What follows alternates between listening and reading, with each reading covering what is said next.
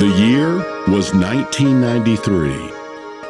George Bush signed a peace treaty with Boris Yeltsin just before Bill Clinton was inaugurated as the 42nd President of the United States. In sports, the Dallas Cowboys won the Super Bowl in 1993 and then repeated and did it again in 1994. The first World Trade Center bombing happened in New York, and the Branch Davidian standoff happened in Waco. Closer to home, Atlanta was hit by a blizzard of unprecedented proportions, with wind chills dropping to -30 and suburbs buried under 15 inches of snow. The Food Network made its debut on cable, while Chance the Rapper, Ariana Grande, and Morgan Wallen were born that year. But the world also lost some of our brightest lights. Tennis great Arthur Ashe died of complications from HIV. Thurgood Marshall, the first African-American Supreme Court justice, passed away. Audrey Hepburn, Norman Vincent Peale, and civil rights activist Cesar Chavez were also mourned. 1993 was the year Rodney King testified against the officers who beat him, and we heard him ask the iconic question we're still working on in 2023. Can't we all just get along? The first Pentium chips were shipped by Intel. Billy Crystal hosted the Oscars, and the first Jurassic Park movie packed theaters and thrilled audiences across the country and world. Ruth Bader Ginsburg was sworn in as a Supreme Court justice, and an executive order allowed women to pilot warplanes for the very first time. The murder of Brandon Teena in Nebraska shine light on the need to fight for and protect our trans siblings. NASA repaired the Hubble Space Telescope, expanding our understanding of the universe. And in 1993, a small group of people gathered in South Atlanta to start a different kind of church called The Village.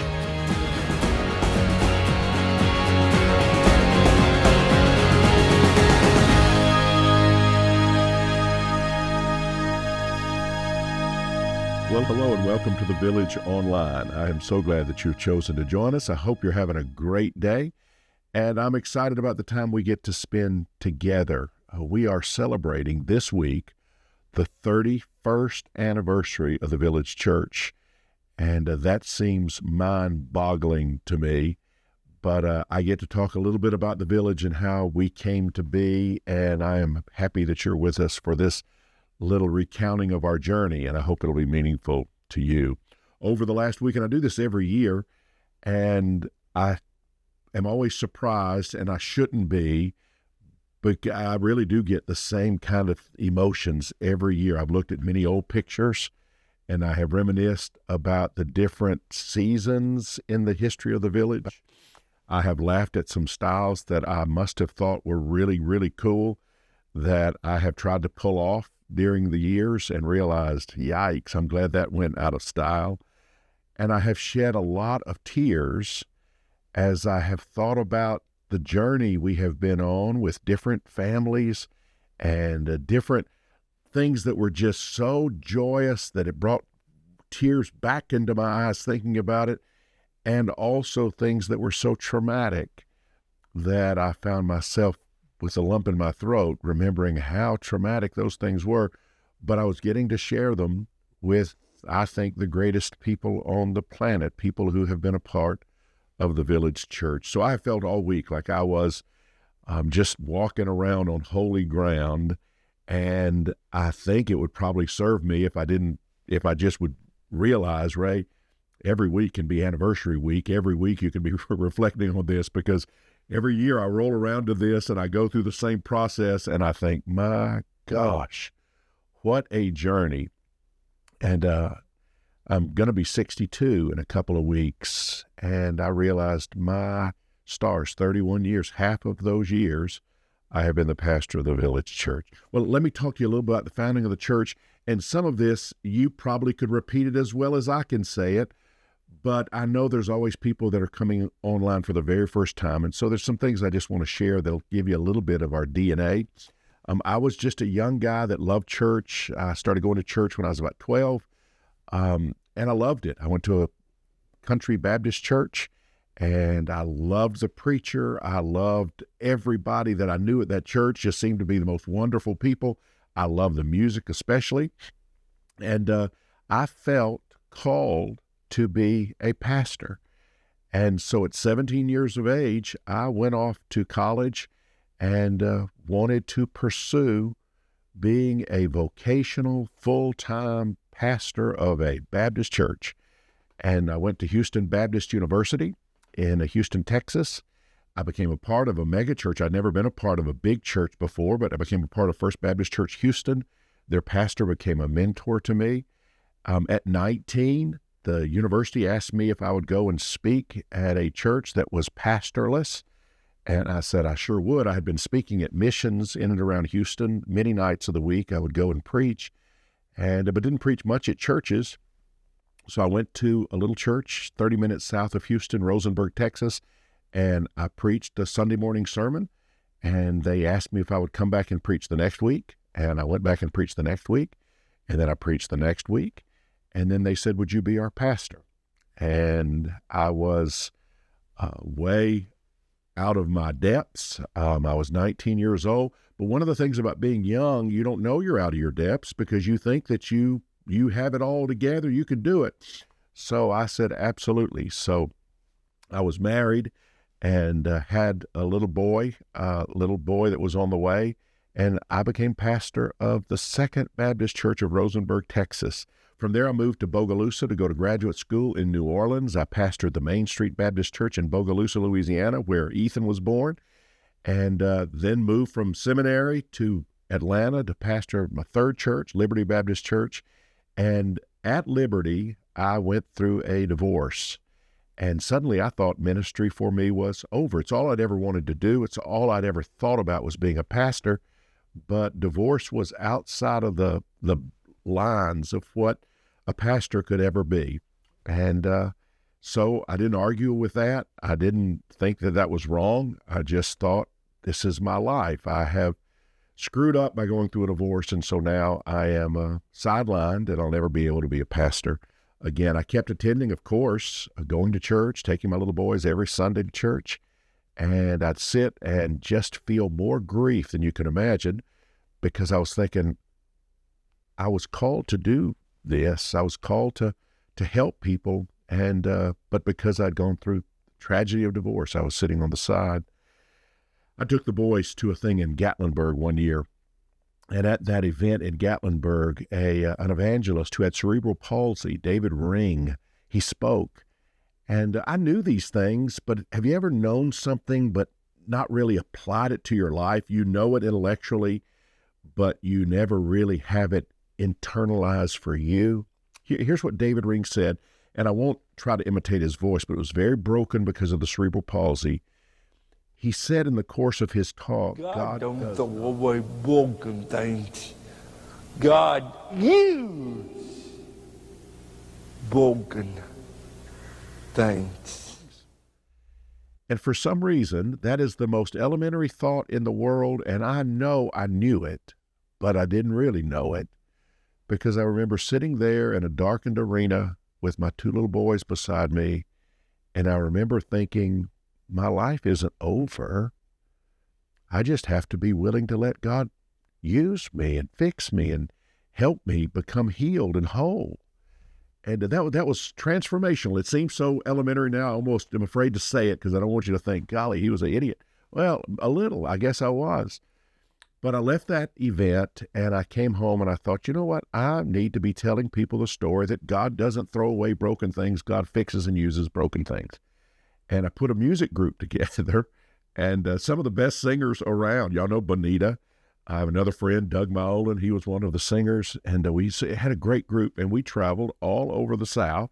We were called Second Chance, and it all revolved around that story of God showing me that he doesn't throw away broken things. He fixes and uses. If I had to rename the group, I wouldn't call it Second Chance. I'd call it Another Chance, because I've discovered it happens repeatedly in your life when you need another opportunity because it didn't turn out the way you'd hoped and you've fallen and it just wasn't what you'd hoped it would be.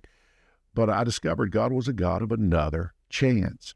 During this time, a church called me to be their music director, and I was so happy. I thought, I'm not the pastor, but that's all right. I can lead music, and I can hopefully bring some joy into people's lives, and I can be in the middle of church life, and I love that.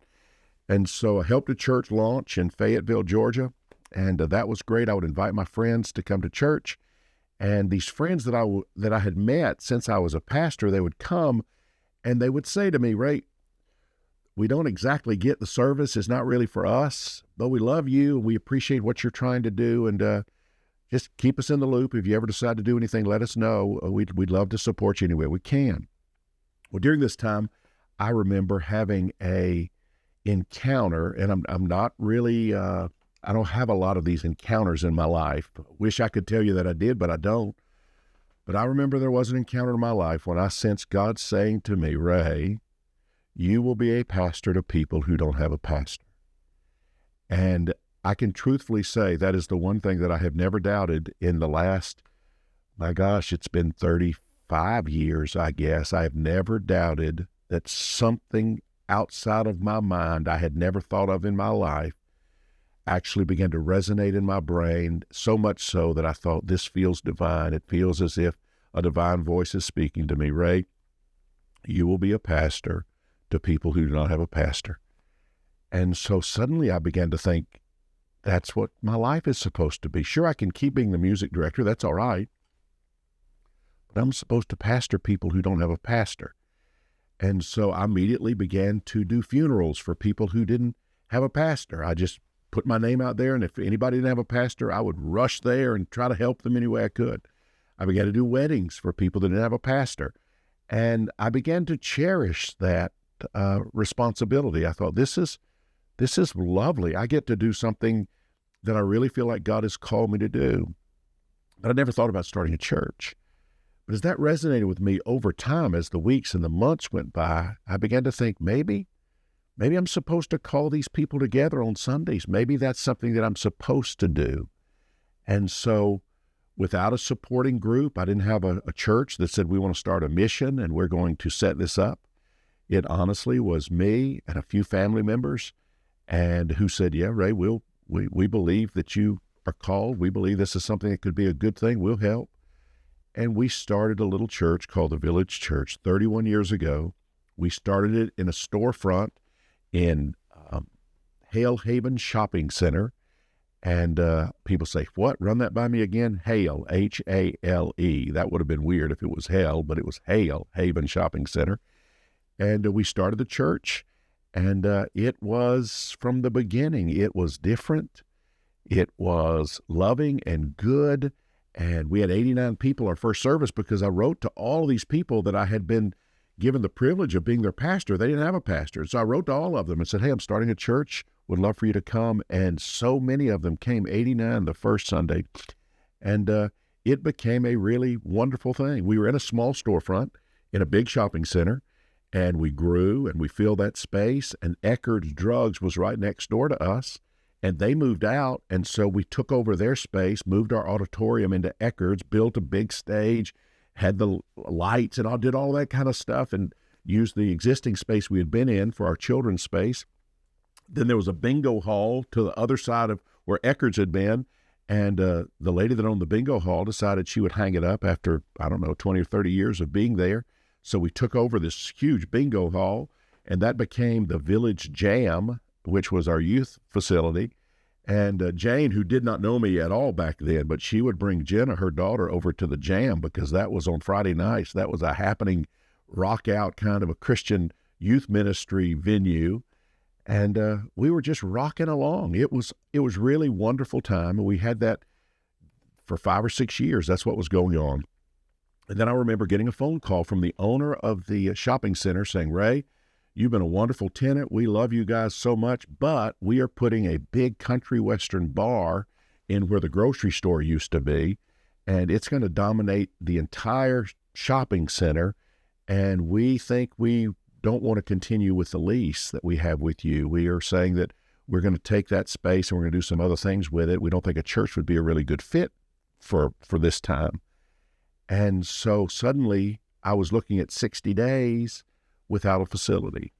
And to say it was devastating and scary, overwhelming, all of those things, so true. I experienced anxiety. For the second time in my life, I experienced severe anxiety because I thought, these people have come along with me as their pastor, and I don't have anywhere to take them. I don't know what I'm supposed to do. It was really frightening. I actually had to go on medication for a short period of time because I was just thinking, this is the most devastating news. I remember going around and looking for places, and I couldn't find anything that would fit our church, our growing church. And so we didn't know what to do exactly. We started having church on Saturday nights. I found a church building, a church that was struggling financially, and they said we could meet at their place on Saturday nights and we could pay them some rent. And so our church went on Saturday nights to church, and it was good. We all hung together. We all believed it was a good thing we were doing. We didn't know what was going to happen next. We were just saying, God, you're going to have to show us. And we would have Saturday night service. And then I remember we had a service, one particular service, where at the end of the service, a gentleman said, "Can I say a word, Pastor?" I said, "Sure." I did not know who he was. And he stood up and he said, "I have built a church on 26 acres close to here." And he said, "I feel like we need to give that church to you." And I don't know if he actually said it that way. What I heard was they want to give us the church. I later learned they wanted to sell us the church, but it didn't matter. I still was just blown away at the message that this man stands up. I don't know who he is. After the service, I get to know him. The next week, I actually go and I look at 26 acres on Jodico Road, beautiful place that had a church building already built on it. He had established a church there. It had been there for just a few months, and they had encountered some difficulties, and they were needing to sell the building. And so our problem was we didn't have any money. We had lived always just week to week, never had been about the money. We needed enough to keep the lights on. That's kind of just lived like that. We didn't have a reserve.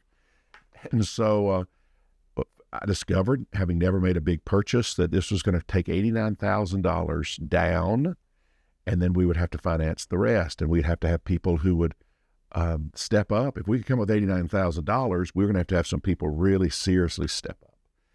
And again, anxiety, nervousness, not knowing how this was going to work out, because I don't think we had ever taken an offering more than a few $100s. To go from a few $100s to $89,000 it's almost insurmountable. But I really learned a lot during that time. We had one businessman, a very famous Christian businessman that had built a large business, the nationwide business, and he had gifted us a few times in our short history. He had gifted us with chairs and things like that. And I wrote to him thinking maybe this would be the answer. And he wrote back, or his secretary wrote back, and they were no longer doing things like that. They had a foundation now that would be doing other things, but they were not able to help. And I remember going on this church property, and I remember walking way back in the woods, and I remember thinking, God, what's going to happen? I don't even know what's going to happen. And I remember a sense that it was going to be okay, that I just needed to trust it was going to be okay. So we put the date together. We said we're trying to raise $89,000. And some people kind of passed the word around that they were going to get small family loans. We had some people that were going to get some small loans, and some others who had a few $1,000s in the bank that they were willing to give. And lo and behold, the day came for us to have that Saturday night service and then receive that offering, so we would know that we were going to be able to get the building. And this wasn't actually receiving an offering. It was pieces of paper with how much cash they were going to be able to give for this one-time offering. And when it was calculated, it was over $89,000. And we were able to buy the property in Stockbridge. And it was just amazing. And so we were able to move in, kind of villageize the space, make it beautiful. And the ministry continued to flourish. It was a great time. Then back about 15, 16 years ago, I had moved into Atlanta, into East Point, but I'd moved into Atlanta. Our ministry was good, but it wasn't so much of what we had done that we were innovative in seemed to be kind of the way churches were doing it all around us. And I was beginning to lose a little bit of the feel for the suburbs as much as I was feeling what I was feeling living in the city. And so I said, I think we need to start the Village planted up here in Metro Atlanta. And we had some people who said, yeah, that sounds like a good idea. We want to help. And so a small group of people about 15, 16 years ago moved to Hapeville, and we launched the Village Church in Hapeville. And that has been an incredible journey for us. We first moved into a space that was a small space, but a beautiful space. And I remember we'd have 2 or 3 Sunday services because the space was so small, but it was intimate and it was good. I think we had 6 or 7 Christmas Eve services one year just to hold the people that were coming.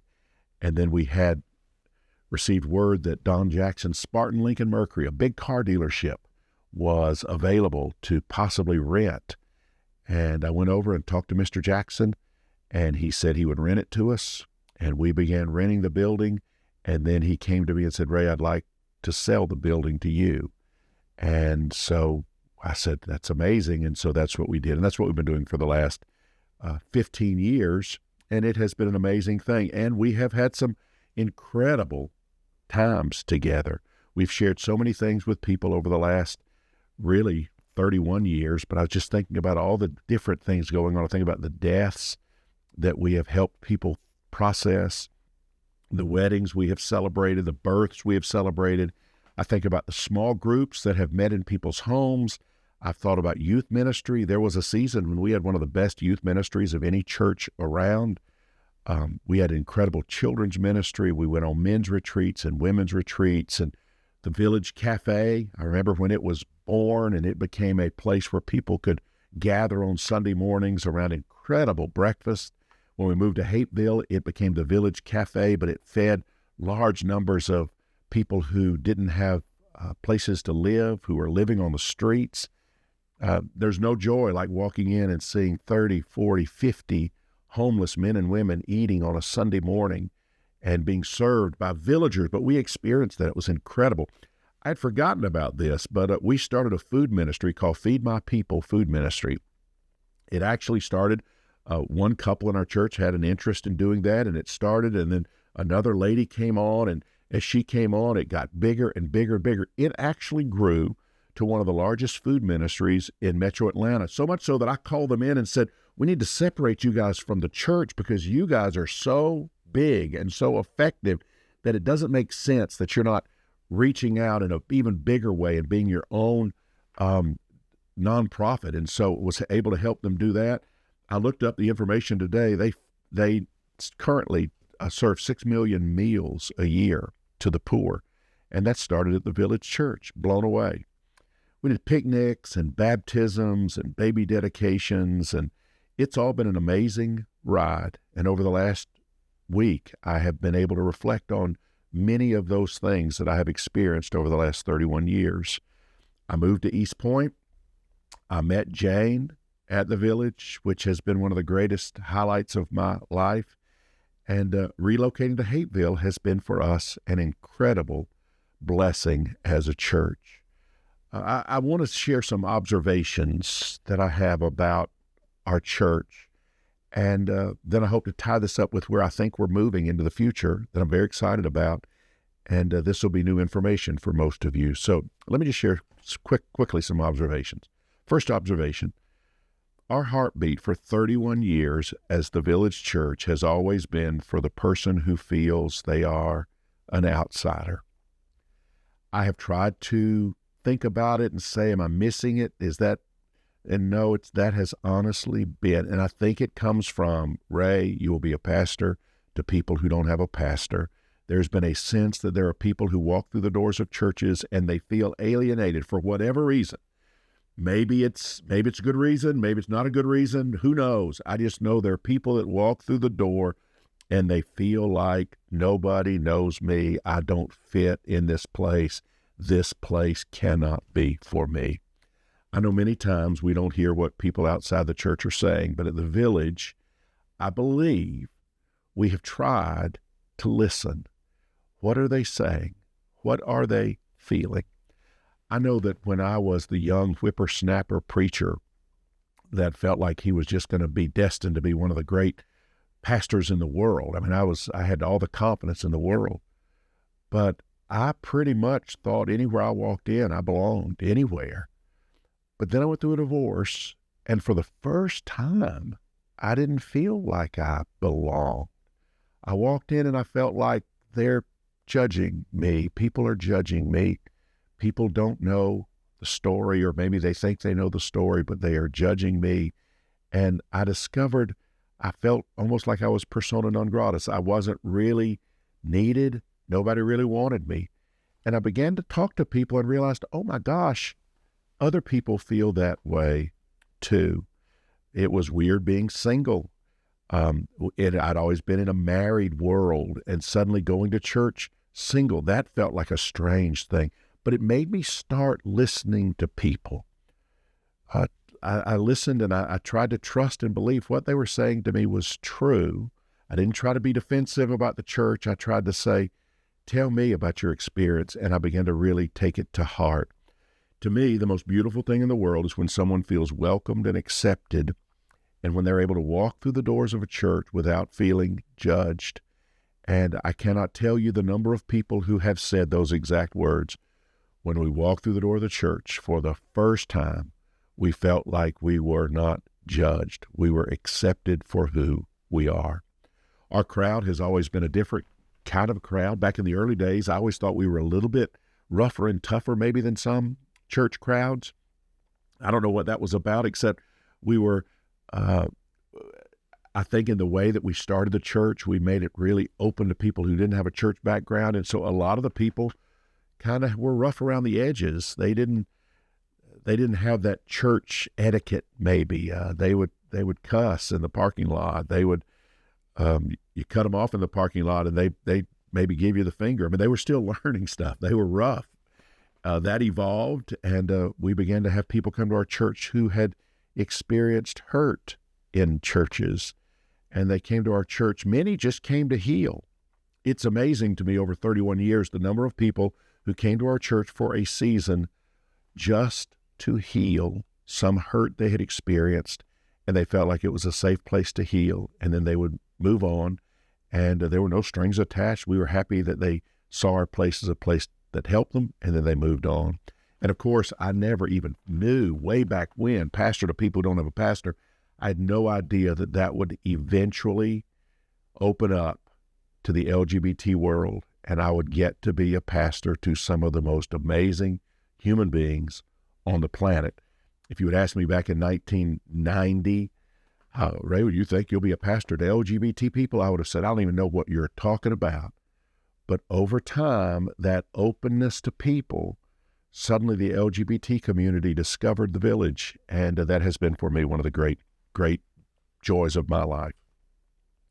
Another observation, our commitment has evolved over the last 31 years to focus on the great commandments, love God, love neighbor, love self, and to make sure that we remember the letter of the law kills, but it's the spirit that brings life.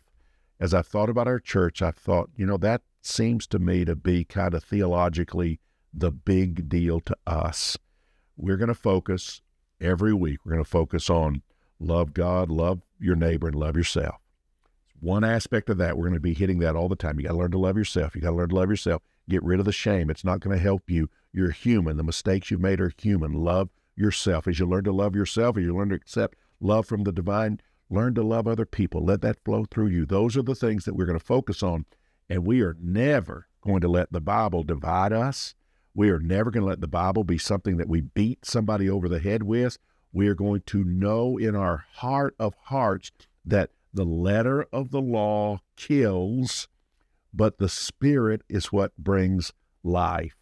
And so we think churches have that all mixed up when they think they are supposed to take the Bible as a rule book they are totally missing the beauty of what the Bible is supposed to be. I believe this way of approaching things has helped us understand the Bible better. It's helped us embrace people more, and for that I'm very grateful. Another observation, and this has been humbling, and I think this all the time, but I think during an anniversary week, I especially think about it. No church, organization, or leader can make it 31 years without a whole lot of help along the way.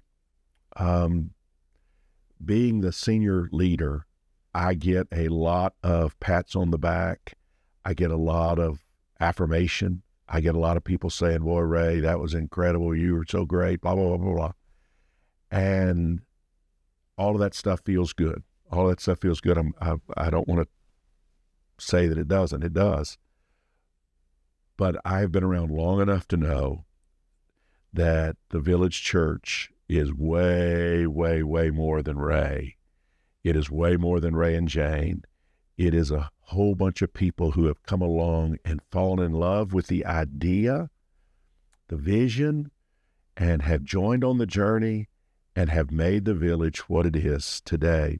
They say if you see a turtle on a fence post, you know it didn't get up there by itself. When you see a leader who has had some semblance of some kind of success, you can pretty much guarantee that they didn't get there by themselves. I am a great example of someone who did not get there by myself.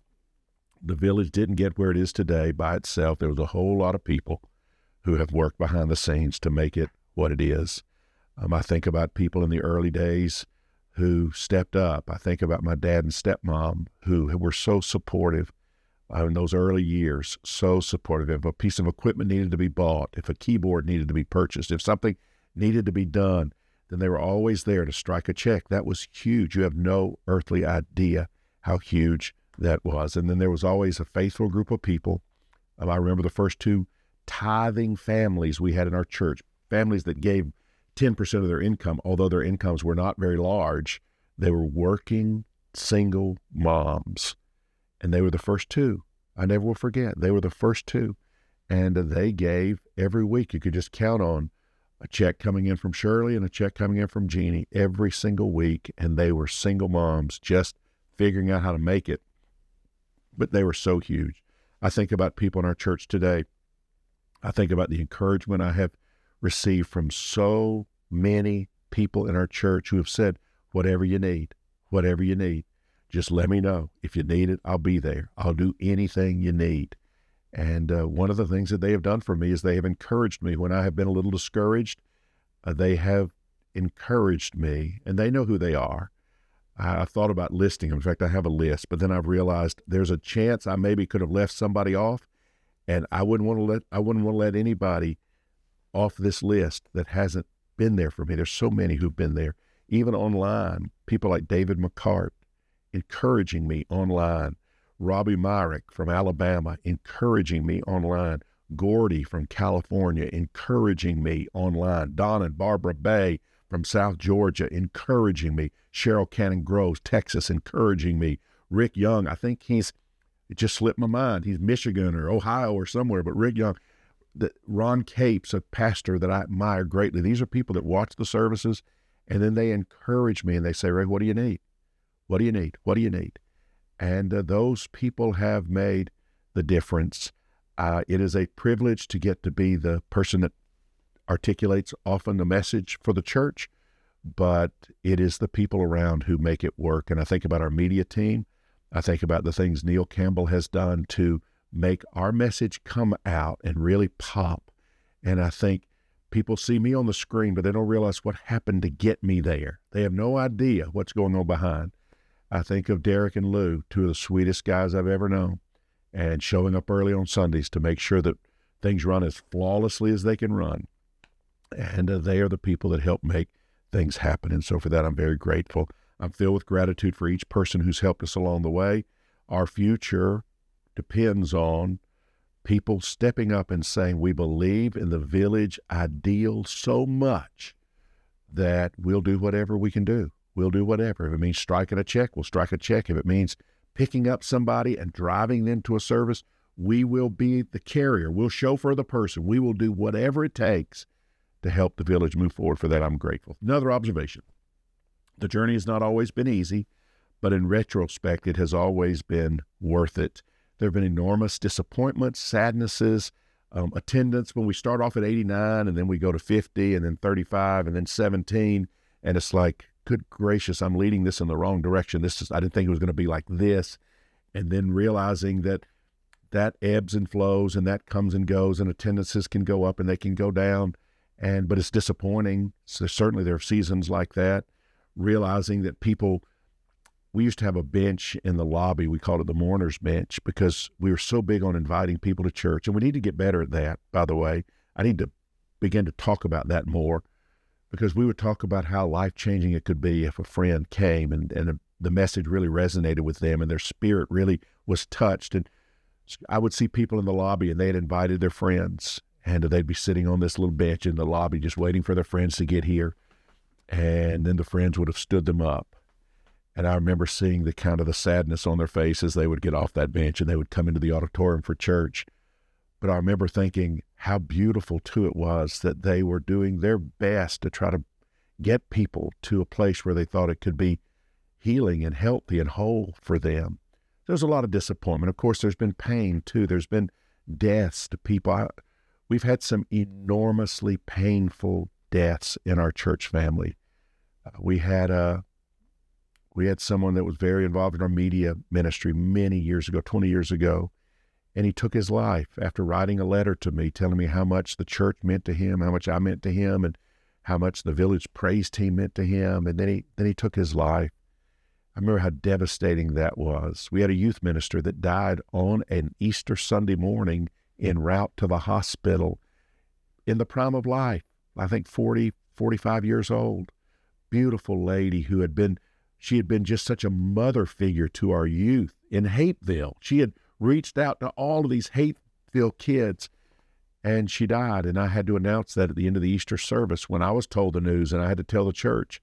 And then none of us moved. We just sat in the auditorium and wept through the afternoon. And I remember kids that were part of that youth group, just tears rolling down their faces. They're in shock. Sherry is gone. Been so many things like that have happened, but it's been worth it. It's been worth it to be able to walk through the highs and lows of people's lives. That there's nothing like it. It is a beautiful experience, and that's a great thing, which has led me to also realize there's no master plan. Maybe there's some churches that have incredible master plans and it's drawn out and they know what they're going to be doing 5 years from now, 10 years from now. That's never been the story of the village. It has been a season-to-season thing as we've tried to listen to what the Spirit maybe would be saying about what we should do and what we should be looking towards. Which leads me to talk about something quickly I want to talk about, which is how I see the village. I see the village in 3 stages. I see the village in what I'm going to call Village 1.0. And when I talk about the Village 1.0, that is that early suburban stage. Actually, the first 15 years of our church's life. We were located outside the perimeter. Most everybody lived within 10 miles of the church. Think about what a blessing that is. Children's ministry, you've got schools, you know where everybody's going to school. They're all connected. Youth ministry, we had 2 big high schools that we were able to draw from, and we had strong people from each of those high schools that created a dynamic youth ministry. It was very cool. Another aspect about the Village 1.0, we were evangelical. We were never political, and we were never unkind, but we were unaware for the most part about people who struggle the most, the poor and the marginalized. That wasn't really a part of what we thought about. We were just a good, kind evangelical church. We were creative. We had some of the most creative people I had ever been associated with, and they made our services very creative. And we had a very hopeful spirit. That was the Village 1.0. But then we moved to Hapeville, and we became the Village 2.0. We suddenly were inside the perimeter. For those outside of Atlanta, the perimeter is 285. It goes around the city. And inside the perimeter is a different vibe from outside of the perimeter. We became very diverse, very diverse. We were what I would call post-evangelical. For those who need a definition, a post-evangelical church is characterized by a departure from some of the rigid doctrines and cultural norms of traditional evangelism or evangelicalism embracing a more open, inclusive, and socially engaged approach to Christianity. That's what we became, a very post-evangelical church. And most people live at least 30 minutes away from the church. Most people who are active at our church live at least 30 minutes away. Mark and Joy come from Brooks, Georgia. Alan and Alex come from Toccoa, Georgia. Augusto and Marissa from Duluth. David McCart, McDonough. Ethan and Rachel, Sharpsburg. Jason and Deanna and Tricia, Noonan. Alejandro and Matthew, Chambly. Enoch and Preety, Mableton. Pat Baker, Marnie, Rachel, they're all from Hapeville. They're the only ones that we have that are close, those three. Norvine, McDonough, Gwen, Stockbridge, Marshall and Stephanie, they used to live in Ackworth, commuting to our church. Now they live in Morrow, where Joe Carr lives. Anita Hodo, Jonesboro, Shakira and April, they drive an incredibly long way from Villa Rica. Lauren has a new house in Fairburn. Derek in Fairburn, Jerry Simmons, Powder Springs, Lou in Austell, Daryl and Kinsey, and Courtney and Lauren in Decatur. The Hoods commute from Tyrone. Blake and Eddie from Buckhead. Y'all, people come from all over the place to get to the Village. In the Village 2.0, we are a fully affirming and inclusive church. That's different from the Village in those first 15 years. We are fully affirming and inclusive of all humans. We're more social justice aware. And I've got to say, this has been the most wonderful season of ministry for me. As I reflect back, the last years have been the most joy-filled, as I have had the privilege of being around younger people who just are lighting up with the idea of following Christ and loving people and creating this inclusive, beautiful community called the Village. But there has been one thing that has been troublesome to Jane and me, and that has been the ownership of the big, massive property known as the Village in Hapeville. When we moved at Hapeville, it was unbelievable trying to get our arms around even how to clean it up, because it was a city block wide of properties, and it had been a car dealership. And so the large spaces where we have our auditorium now, it had been a garage. For 50 years, it had been a garage, and you can't imagine how hard it was to try to figure out how to clean it and how to make it into something that is beautiful and is good. But we did it. With a lot of people working, we did it. And then we tried to develop the space and tried to figure out how we get the children's space right, how we get a youth space right.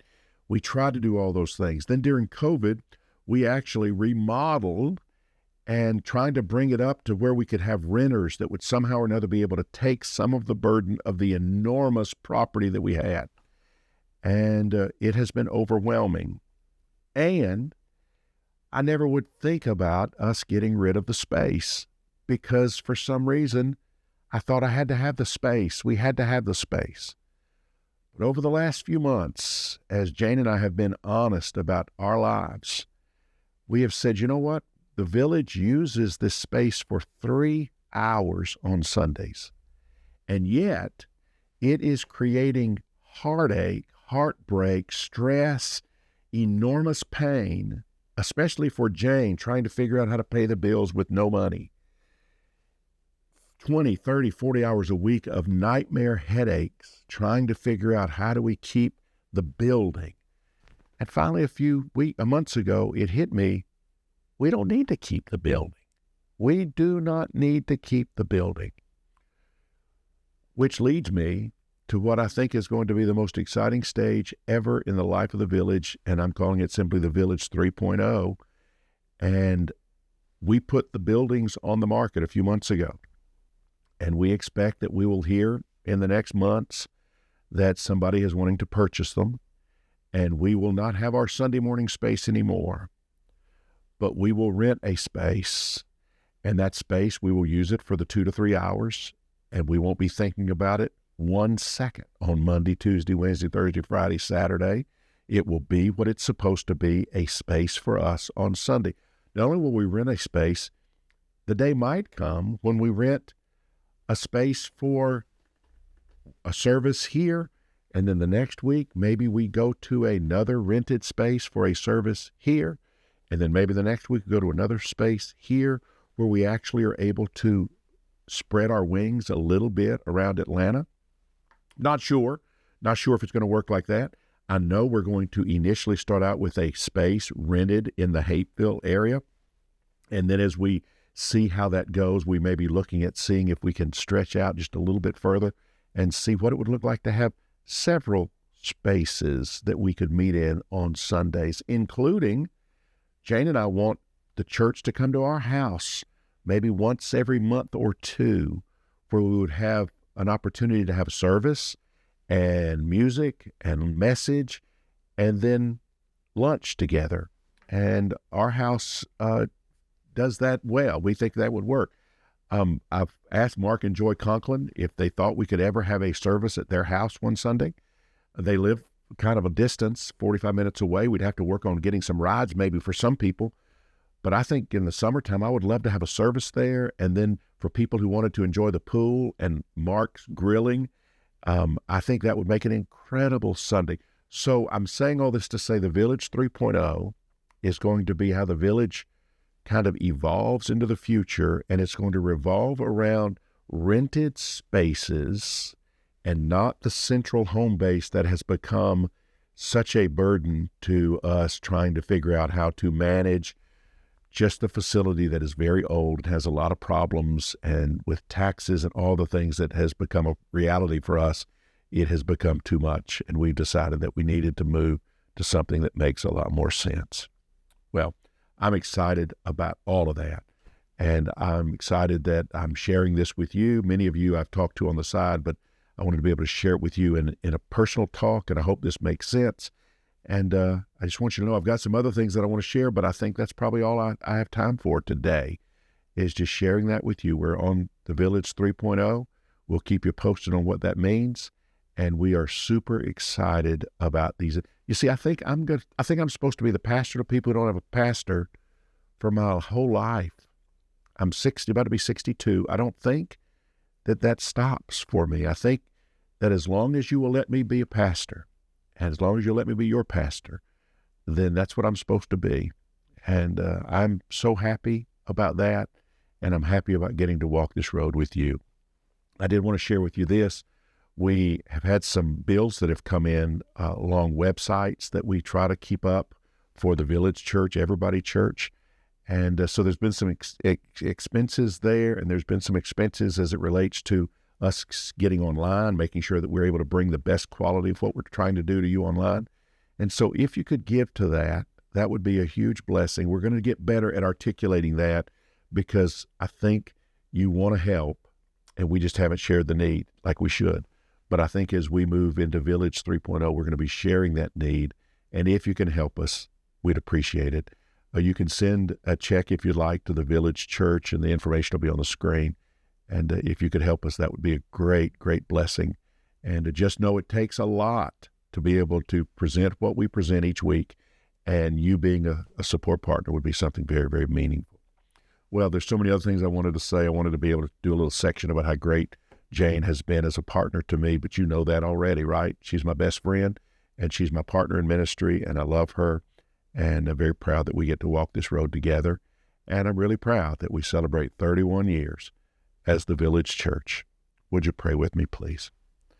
Gracious and loving God, today my heart is so full of gratitude as we celebrate 31 years of your faithfulness, your guidance, your blessings upon our church family. From our little beginnings as a suburban evangelical church, you have led us on a transformative journey, shaping us into a vibrant and diverse family that welcomes all people from every corner of Atlanta, and even shines a bright light into the corners of our country and the world. We thank you for the many ways you have expanded our vision, opening our hearts to embrace inclusivity, justice, and love in every form. We celebrate the beautiful tapestry of backgrounds, stories, and experiences that each member brings to this community, reflecting the richness of your creation. As we continue to grow together, may we always strive to be a beacon of hope and a sanctuary of peace for all who seek refuge and connection. Thank you for the people who have made this place so special. Thank you for those people, I don't even want to call their name right now, but they know who they are, who have just been a blessing to us and been a blessing to the Village Church. Thank you for them. Thank you for their lives. And I just pray that the Village will continue to be that beautiful church community that I think you gave birth to 31 years ago. And I thank you for this prayer in Christ's name. Amen.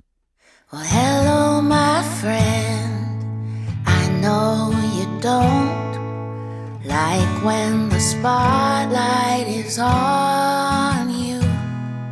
But please, if you would, sit back, relax, and close your eyes if you need to. 'Cause I'm gonna take a moment to say what I know is true.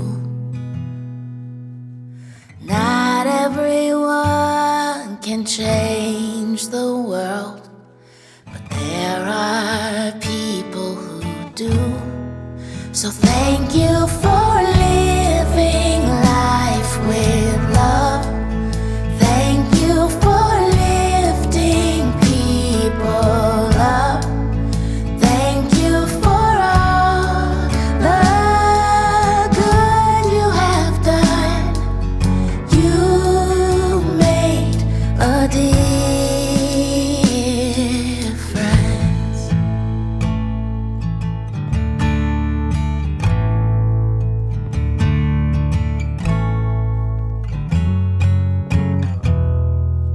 You have known loss, you have known wins. From start to end, you've stayed humble. You've been a good leader, you've been a good friend, and picked people up when they've stumbled. You go about your days not seeking any fanfare or fame, but